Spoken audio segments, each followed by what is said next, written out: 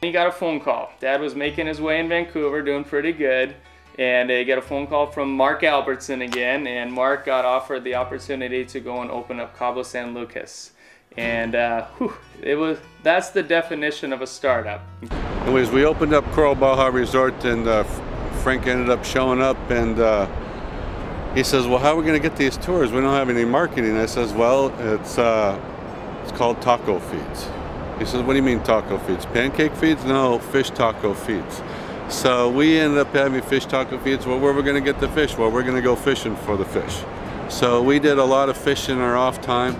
There was 3 trips that really come to mind. Is this one trip I took the crew out, and Kelly and Frank caught this 278-pound blue marlin, which they both claim it's theirs, so nobody really knows whose marlin it is, but you'll see a picture, I'm sure, soon that of them holding up their fish. They went down to Cabo, opened up the office, and they were doing presentations in the pool. They had to do their own marketing. Mark had it set up so that Frank and Kelly, whoever was on point the next day was whoever booked the most presentations. So they were out there busting their humps, working 24/7. We still celebrate the Frank Toohey holiday. Kelly and Tracy and Mark headed down a little bit earlier than Dad and to get this thing going. And when Dad showed up, that was our first day to kind of relax because it was a startup. It was a pretty tight little family. I had Kelly and Tracy and Frank, and then we brought Adam down.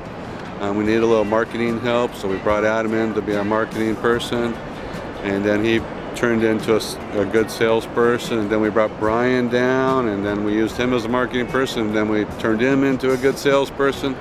I mean, there are no salespeople like the Toohey salespeople. I mean, they're incredible. So 3 amigos. I mean, they had quite the deal going down there.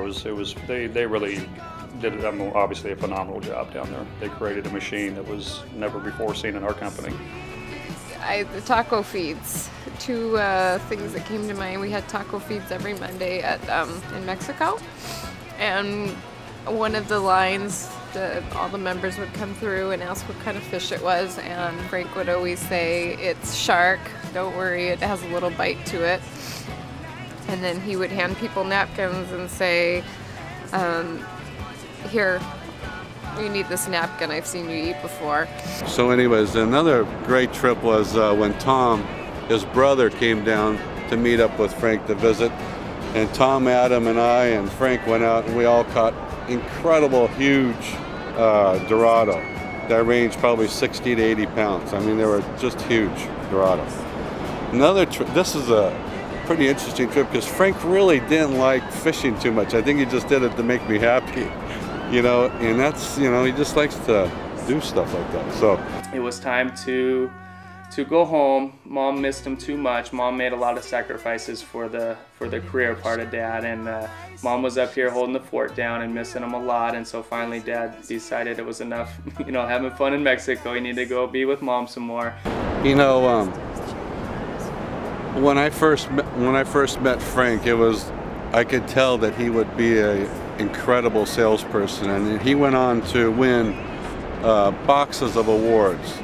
You know, he's won the prestigious Garcia Award, he's won the Employee of the Year Award, the highest closing percentage, the top sales manager. The guy is phenomenal when it came to sales and to make people happy, you know what I'm saying? There was never a time that I did not want Frank on my sales team.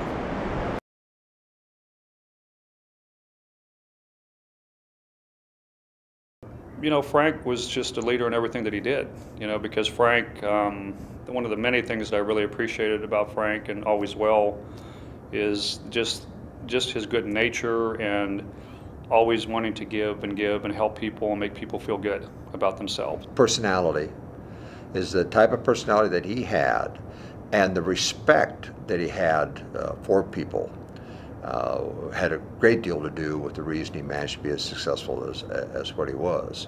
And of course, based on that was one of the reasons that Dennis came to me and said, you know, we got a real talent here, and here's the type of guy that I think we want to see if we can't put into a position to help impact the rest of our region, and that's why we put him in as managing director in our region.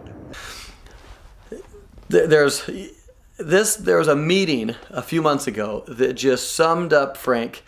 And I've been with this company for coming on 9 years, and so I've been in a lot of sales meetings, and I've been with a lot of different project directors and managers, and they're never fun when the numbers are down. Those are not the good spots to be. Well, we started a meeting out, and it was not our highest point in stats, and Frank comes in and he sits down and he's just grinning ear to ear, and he sits down and he goes, you know, I've had a moment of clarity. He says, you know, I was going to come in here this morning. He tells us all that I was going to come in here and, boy, I was going to tear you guys apart. I was going to tell all about how you're not here on time, and I was going to tell you about how you guys need to start doing your surveys and get the numbers up. And I was going to tell, but I decided not to do that. Well, I was going to come in here and tell you guys that you need to start working harder on your discovery. Well, he went through a list of about 37 things that we needed to change and to just make sure that we knew exactly what he decided he was not going to cover in the meeting, because it all came down, it doesn't matter, just do whatever you want, it'll all work out, is what he came up with. And when he was done telling us every single thing, I thought that was pretty funny, but he had this really...